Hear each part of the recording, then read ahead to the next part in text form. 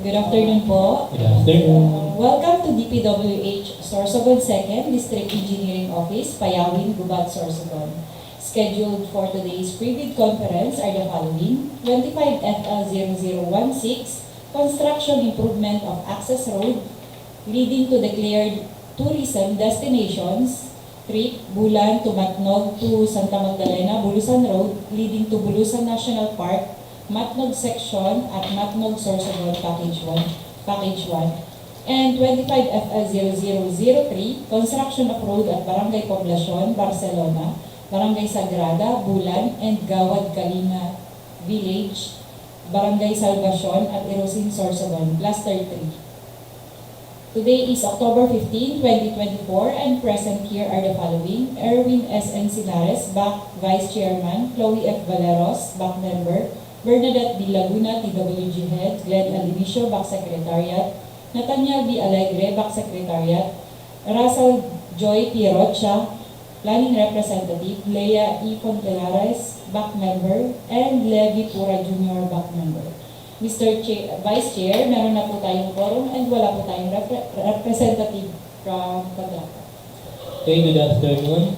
Since we have a quorum, this private conference is now called to order.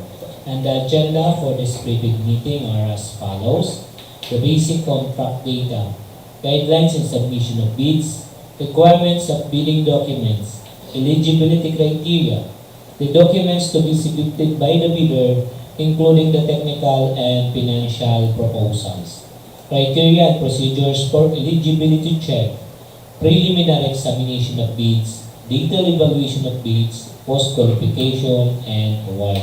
The question and comments from bidders and replies of BAC and other representatives of the procuring entity. The summary proceedings, including the bid bulletin to be issued and other matters. To discuss to us the basic contract data is Engineer Joy P. Rocha. Thank you, sir, for the basic contract data for contract ID 25 FL0016 with contract name Construction Improvement of Access Roads leading to declared tourism destinations, Tourism Road Infrastructure Program or TRIP. Bulan-Matnog to Santa Magdalena-Bulusan Road leading to Bulusan National Park, Matnog section. Matnog-Sorsogon Package 1 with contract location at Matnog-Sorsogon. Approved budget for the contract is 125,450,000 pesos. Brief description: construction of access road. Source of fund is the NET 2025 with contract duration of 361 calendar days and cost of bidding documents is 50,000 pesos. Submission of bids is scheduled on October 29, 2024 until 10 a.m. and opening of bids shall proceed immediately after closing receipt of bids. Major category of work is RCP. Shown here is the sample for the bill of quantities as well as the bid data sheet. For the minimum manpower requirement for the project manager, minimum years of similar experience is 5 years, project engineer 5 years, materials engineer 3 years, safety health officer 1 year, general construction foreman 3 years, and no applicable minimum years of similar experience for skilled workers as well as laborers.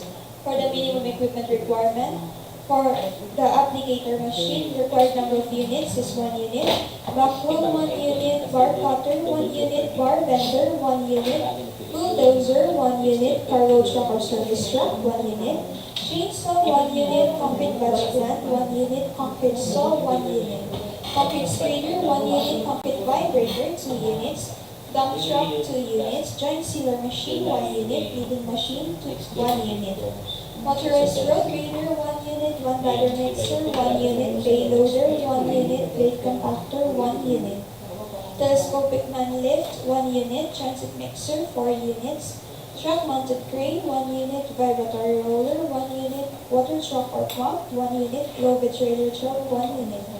Shown is the sample for the special conditions of contract. All are downloadable through DPWH website or the field checks. We have here is the cover page of the plan for the construction improvement of access roads leading to declared tourism destinations or trip po natin, Matnog section package 1. Shown po is the vicinity map, location map, key map, as well as the straight line diagram of the said project, as well as the typical road sections and details.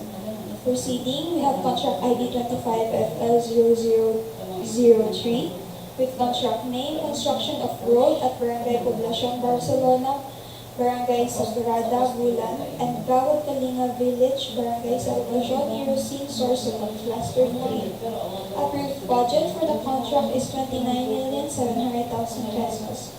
Brief description, construction of roads. Source of fund is the net 2025. Contract duration is 157 calendar days. Cost of bidding documents is 25,000 pesos. Submission of bids is scheduled on October 29, 2024 until 10 a.m. and opening of bids shall proceed immediately after closing receipt of bids. Major category of work is the RCP. Show po again is the group of quantities as well as mitigation. For the minimum manpower requirement, katulad na po ng kanina, project manager, 5 years, project engineer, 5 years, materials engineer, 3 years, safety health officer, 1 year, general construction foreman, 3 years. For the minimum equipment requirement naman po, for the dump truck, required number of units is 2 units, payloader, 1 unit, bulldozer, 1 unit, backhoe, 1 unit. 1 bagger mixer, 1 unit, bar cutter, 1 unit, bar bender, 1 unit, welding machine, 1 unit, cutting outfit, 1 unit, truck mounted crane, 1 unit, chainsaw, 1 unit, backhoe wheel breaker, 1 unit, motorized road grader, 1 unit, vibratory roller, 1 unit, concrete vibrator, 2 units, concrete saw, 1 unit, concrete spreader, 1 unit, water truck and pump, 1 unit, joint sealer machine, 1 unit, cargo truck or service truck, 1 unit, boom truck, 1 unit, telescopic man lift, 1 unit, concrete patch plant, 1 unit, low bridge raider truck, 1 unit, and plate compactor, 1 unit. Showcase the special conditions on contract. We have here is the cover page of the plan for the construction of road, Barangay Poblacion, Barcelona, Sorsogon. Shown as the vicinity map, key map, and location map, as well as the straight line diagram of the said project. And we also have the typical details for the cover page naman po ng ating construction of road, Barangay Sagrada, Bulan, Sorsogon. We also have the vicinity map, key map, location map, as well as the straight line diagram and the typical details for installation of pipe cables. And finally, we have the cover page of the plan for the construction of road, Gawad, Kalinga Village, Barangay Salvacion, Irosin, Sorsogon. Shown is the vicinity map, key map, and location map of the plan, and the straight line diagram, as well as the typical details and the installation of pipe cables. Submission and receipt of bids. Bids should be submitted to the back on the date, time, and either at its physical address or through online submission specified in the instruction to bidders, through its bidders' duly authorized representative in a 2-envelope system, where the eligibility and technical requirements are enclosed in one envelope and the financial requirements in another envelope. Eligibility and technical envelope and financial envelope shall then be enclosed in one single envelope. Bid validity shall be 120 calendar days from the date of the opening of bids. Each bidder shall submit one copy of the first and second components of its bid. The procuring entity may request additional hard copies or electronic copies of the bid. However, failure of the bidders to comply with the said request shall not be a ground for disqualification. The procuring entity allows the submission of bids through online submission or any other electronic means. The bidder shall submit an electronic copy of its bid, which must be digitally signed. An electronic copy that cannot be opened or is corrupted shall be considered non-responsive and thus automatically disqualified. Each envelope shall contain the name of the contract to be bid, name and address of the bidder, recipient back procuring entity, and the markings "Do not open before the date, time of the opening of bids." The procuring entity requires additional copies of the technical and financial documents. Each copy of the document shall also be enclosed in a separate envelopes marked as Copy 1 Technical Documents and Copy 1 Financial Documents. Both envelopes shall be enclosed in a single envelope marked Copy 1 Bid. Each envelope shall contain the name of the contract to be bid, name and address of the bidder, the recipient back procuring entity, and the markings do not open before the date, time of the opening of bids.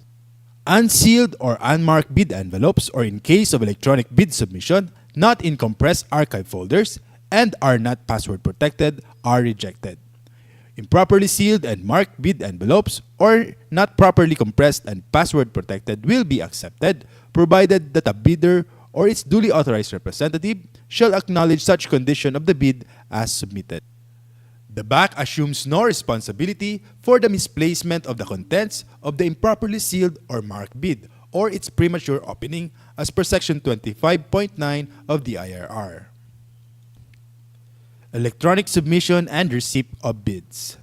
Meron po tayong two modes of submission of bid, either manual submission of bid or electronic submission of bid. A bidder may opt only one mode lang po sa pag-submit ng bid. For manual submission of bid, yan po ay sa BAC Secretariat Office, DPWH Sorsogon, 2nd DO, Barangay Payawin, Gubat, Sorsogon. For electronic submission of bids, yan po ay sa electronicbids_sorsogon2 at dpwh.gov.ph. Guidelines through electronic means. Use a two-factor security procedure consisting of an archive format compression and password protection to ensure security, integrity, and confidentiality of the bids submitted. Allows access to a password-protected bidding documents on opening date and time. The passwords for accessing the file will be disclosed by the bidders only during the actual bid opening, which may be done in person or face-to-face through video conferencing, webcasting, or similar technology. Capable of generating an audit trail of transactions to ensure security, integrity, and authenticity of bid submissions. Bids submitted after the deadline shall not be accepted.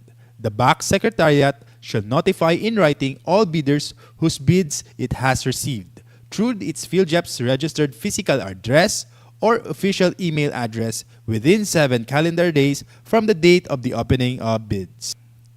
Modification of bids. Bid modifications must be submitted before the deadline of submission of bids. The bidder shall not be allowed to retrieve its original bid. However, the bidder may submit new bid equally sealed, properly identified, linked to its original bid, and marked as a modification. Withdrawal of bids. Letter of withdrawals must be received prior to the deadline for submission and receipt of bids. For bids withdrawn within the interval between the deadline and the expiration of the bid validity, the bid security shall be forfeited. For electronic bid submission, bidder shall send another bid equally secured, properly identified, and labeled as modification of the one previously submitted. The time indicated in the latest bid receipt page generated shall be the official time of submission. Requirements of bidding documents.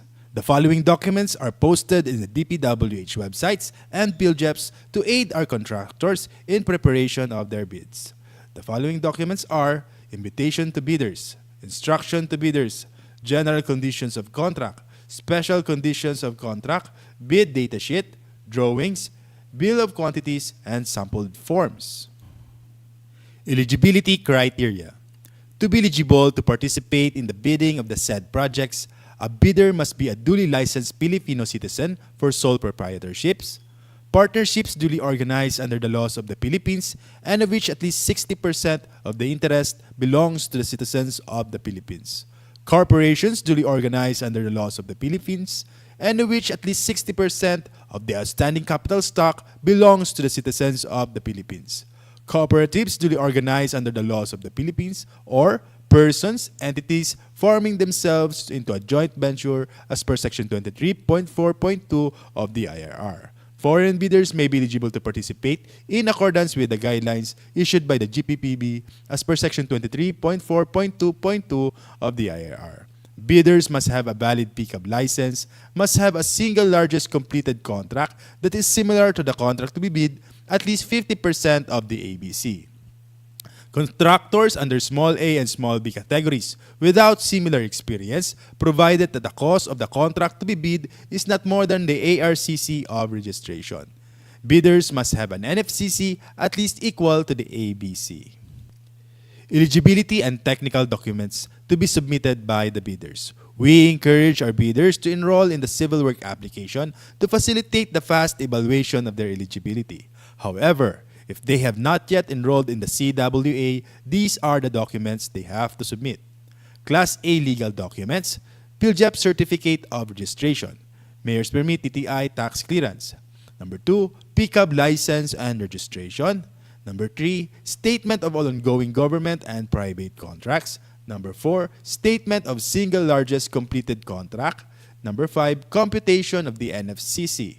Number 6, Valid joint venture agreement if applicable. Number 7, Bid security. Number 8, Project requirements, organizational chart for the contract to be bid, list of contractors' key personnel, list of contractors' major equipment units, owned, leased, or under purchase agreement. Number 9, Omnibus sworn statement duly notarized as per GPPB Resolution Number 16, 2020. Eligibility requirements.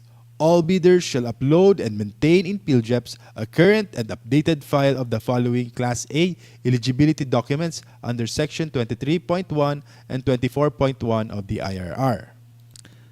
Class A legal documents. PhilJEP Certificate of Registration. Platinum membership containing SEC Certificate of Registration, DTI registration. Mayor's Permit, Business Permit, Tax Clearance, Audited financial statements. As per GPPB Resolution Number 15, Series 2021, lifting the suspension on the implementation of the mandatory submission of PhilJEP Certificate of Platinum Registration and membership in competitive bidding and limited source bidding. All bidders are required to maintain a Platinum membership of PhilJEP Certificate of Registration. Class A technical documents. Statement of all ongoing contracts. Statement of single largest completed contract. Valid PCAB license, special PCAB license for joint venture agreements. Class A financial documents. Net financial contracting capacity or the NFCC. Class B, in case of joint venture, the joint venture agreement entered into parties must be attached. Legal eligibility requirements. Class A, tax clearance. As per Executive Order 398, Series of 2005, submission of BIR receipt for renewal of tax clearance will not suffice in lieu of a valid tax clearance requirement, since substitution is not allowed under Section 34.2 of the IRR. Submission of provisionary tax clearance issued by the BIR for bidding purposes is not acceptable form of tax clearance, as per GPPB Resolution Number 1, Series of 2014. Recently expired Mayor's Permit, Business Permit shall be accepted together with the official receipt as proof that the bidder has applied for renewal within the period prescribed by the LGU. However, the renewed permit shall be submitted as post-qualification requirement in accordance with Section 34.2 of the IRR. Statement of all ongoing government and private contracts. Statement of the bidder of all ongoing government and private contracts, including contracts awarded but not yet started, if any, whether similar or not similar in nature and complexity to the contract to be bid. The statement shall include all information required in the bidding documents. Statement of single largest completed contract. The single largest completed contract completed should be similar to the contract to be bid or has the same major categories of work. The single largest completed contract's value should be at least 50% of the ABC to be bid, upon adjustment of current prices using the PSA Consumer Price Indices. Contractors under small a and small b categories without similar experience on the contract may participate if the cost of the contract to be bid is not more than the ARCC of registration. The statement of single largest completed contract shall be supported by the owner's certificate of final acceptance, issued by the project owner other than the contractor, or a final rating of at least satisfactory in the constructor's performance evaluation system. In case of contracts with the private sector, an equivalent document shall be submitted. Philippine Contractors Accreditation Board PCAB license. Bidders must have a valid PCAB license or a special PCAB license for joint ventures. PCAB license should indicate the registration for the type and cost of the contract to be bid. Should be valid at the time of the deadline for the submission and opening of bids. Bid security. Bidders have the option to choose their preferred form of bid security. Only one form of bid security is required to be submitted. For cash or manager's check, bank draft, bank guarantee, or irrevocable letter of credit, 2%. For surety bond, callable upon demand, 5%, or you can use bid securing declaration. Please be guided of the GPPB Resolution Number 16, 2020 sa format ng bid securing declaration. Bid security in the form of bid securing declaration. Please be guided of the revised provision and revised penalties of the bid securing declaration as a form of bid security as per GPPB Resolution Number 16, 2020. Omnibus Sworn Statement. Revised Omnibus Sworn Statement as per GPPB Resolution Number 16 should include the following clauses. Any omission of the said clauses shall be grounds for disqualifications.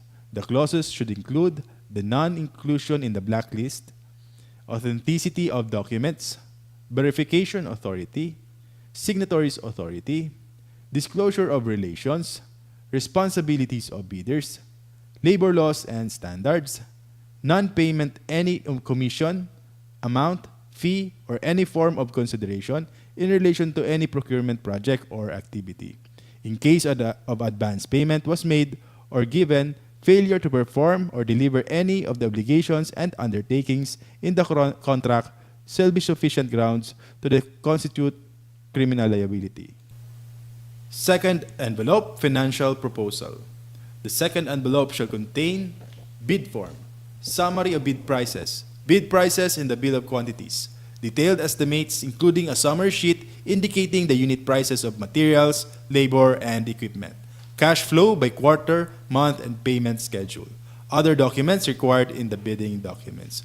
Please be guided of the GPPB Resolution Number 16, 2020 for the bid form. Detailed evaluation of bids. Unless the instruction to bidders specifically allows partial bids, those not providing all the required items shall be considered non-responsive. Placing no price is considered non-responsive. Specifying a zero or dash means it is offered for free. The purpose of the detailed evaluation of bids is to determine the lowest calculated bid by establishing the correct calculated prices of bids, ranking calculated total bid prices from lowest to highest. The method, a non-discretionary criterion, shall be used which shall include consideration of completeness of bids and minor arithmetical corrections. Results shall be contained in the abstract of bids. For the detailed evaluation of bid, in case of discrepancies between bid prices in figures and bid price in words, the bid price in words shall prevail. Total price per item versus the unit price for the item times the quantity, the unit price for the item times the quantity shall prevail. The stated total price versus the actual sum of prices of component items, the actual sum of prices of component items shall prevail. Unit cost in the detailed estimate versus the unit cost in the bill of quantities. The unit cost in the bill of quantities shall prevail.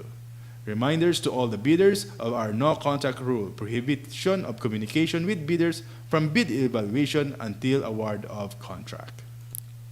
For post-qualification, the purpose is to determine whether the lowest calculated bid complies and is responsive to all requirements and conditions as specified in the bidding documents, to be the lowest calculated responsive bid. The method, a non-discretionary pass or fail criterion which shall be used to verify, validate, and ascertain all statements and documents by the lowest calculated bid. Other matters.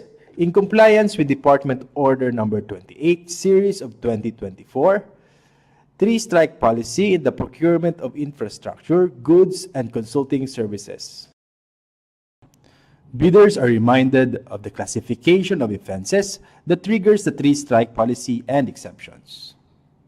1. Withdrawal from the bidding process, submission of a non-participation letter, or failure to submit a bid after purchasing the bid documents. 2. Submission of late bids without valid reasons, as determined by the bank. 3. Submission of patently insufficient bid, A. During eligibility screening and or shortlisting, B. During bid evaluation, C. During post-qualification. Enforcement of penalties. If a bidder commits any of the three major offenses, acts listed above 3 times within a year, and if these three offenses are of similar or identical nature, it will trigger the enforcement of administrative penalty, suspension from participating in all DPWH procurement activities and entering into contract with any DPWH procuring entity, blacklisting of the suspended bidder 1 year. Bidder will also face bid security forfeiture and must comply with the enforcement of the bid securing declarations condition. If a bidder commits another set of 3 similar offenses or more than 2 sets of 3 similar offenses instances where more than 6 offenses occur within the said 1 year time frame, bidder may be subjected in an increased penalty resulting in blacklisting for a period of 2 years. The effective duration for the penalty of either 1 or 2 years, as applicable, will be clearly stipulated in the blacklisting order, with the provision that the duration of the blacklisting shall not exceed a maximum period of 2 years, commencing on the date the blacklisting order is approved and issued by the Secretary. Due process and implementation. The BAC and its technical working group will meticulously verify the monthly consolidated strike report or its updated version at each stage of the procurement process. In line with the department's commitment to its quality objective of providing quality, safe, and environment-friendly public infrastructure facilities aimed at improving the life of every Filipino, Department Order 110 Series 2024, implementation of the ISO 9001-2015 certification requirement for large A, medium B, and medium A contractors in the procurement of infrastructure projects of the department is in effect. Bidders classified under pickup size range for large A with ARCC more than 300 million but less than 450 million, the effectivity of the said requirement will be on January 1, 2025. For medium B, more than 150 million but less than 300 million, the effectivity will be on July 1, 2025.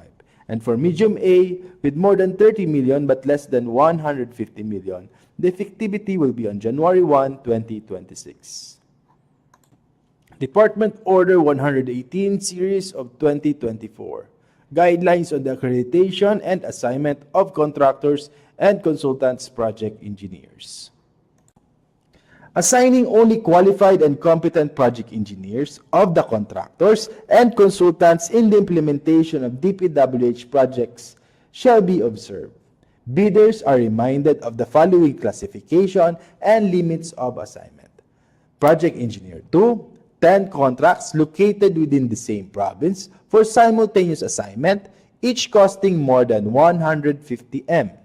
Project Engineer 1, 11 contracts located within the same province for simultaneous assignment, each costing 100 M to 150 M.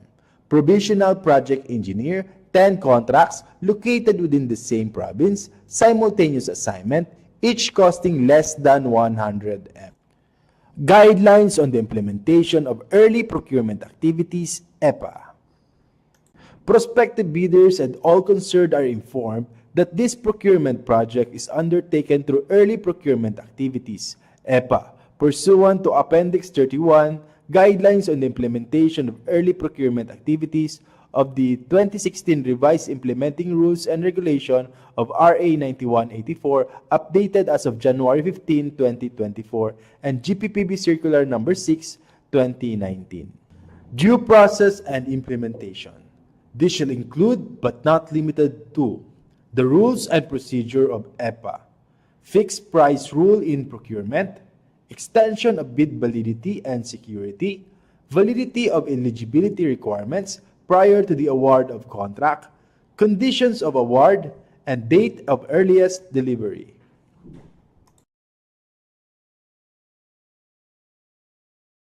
Okay, is there any question, clarification?